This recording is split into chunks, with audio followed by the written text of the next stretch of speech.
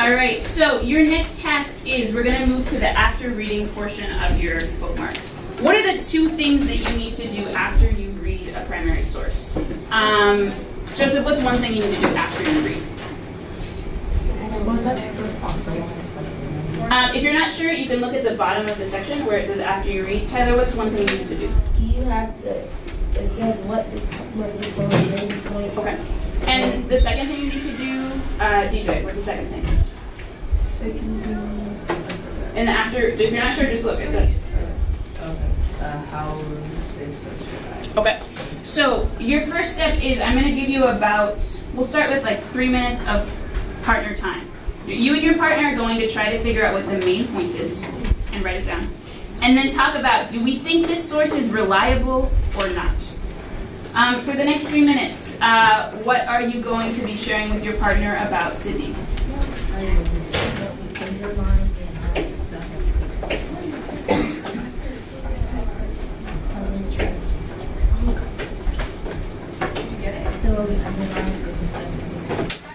Sort of. You're going to be doing, some of you already started on it, the after you read part. So let's start with 3 minutes, talk about main point, and if this source is reliable or not. Remember, you're on page number 4. Go ahead.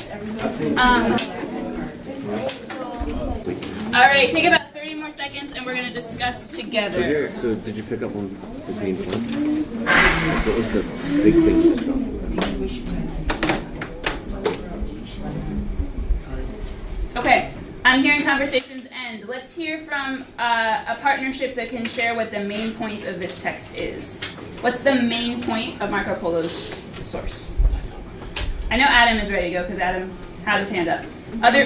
Almost everyone had something written. I should see a variety of hands right now. Haydar, go ahead. His main point is how China made paper currency. Okay, so China. Or do we know that it's China actually? No, So we're not. It is China, but what's the name of the group that rules China? Yeah. What was that? That's the place, and the group is Mongols? the Mongols. So I'm gonna specify that a little bit, Haydar. So the Mongols, who are ruling China, the Mongols make paper money.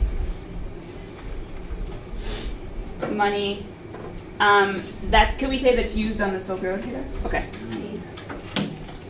Maybe. Well, how would that be used on the Silk Road if it's only valued in that country, though? Great question. Who can answer DJ's question? Who can answer it? Yeah, Sophia. Maybe make it like equivalent, like how when we travel to other countries with our American dollar, we trade it in for different monies. That's on paper, and then like countries like Greece and they use like gold and stuff. So I wouldn't. That doesn't really make sense. So if paper money, it was circulated all throughout his areas. If it says here that the armies are paid with this paper money, this currency, and it's the same value if it were gold or silver. DJ, is it possible maybe that people could then trade for gold or silver based on In that country, the value? Yeah, no, it's a good question, and my best guess is that people could trade for it. But you're right. We know it was used on. Maybe we could say on the Silk Road. Should we say in the East? Yeah. Okay, let's clarify that. That makes sense. I don't think Awesome. that people Okay. in like Rome would like that paper instead of gold. Okay.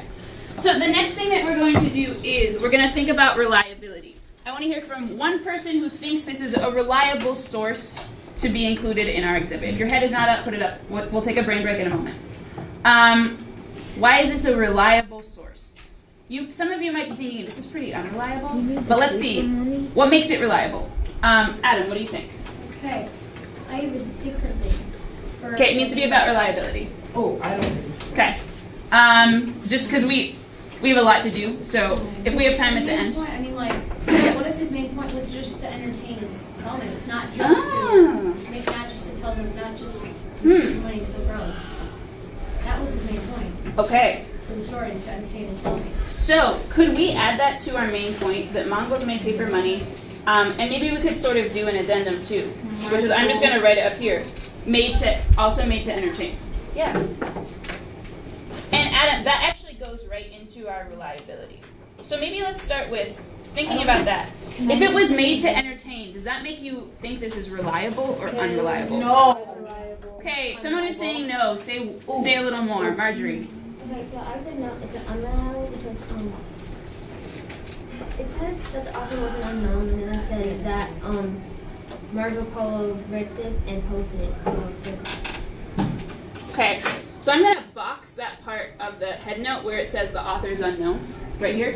And what else, DJ?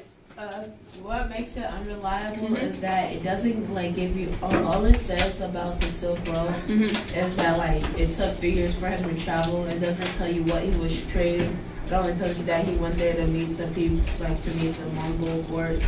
And it doesn't explain it. Like it doesn't give you any information. Okay, so I'm going to box that part where he took a merchant trip. Is that what you're thinking? Yeah. Okay, so yeah, we're not sure.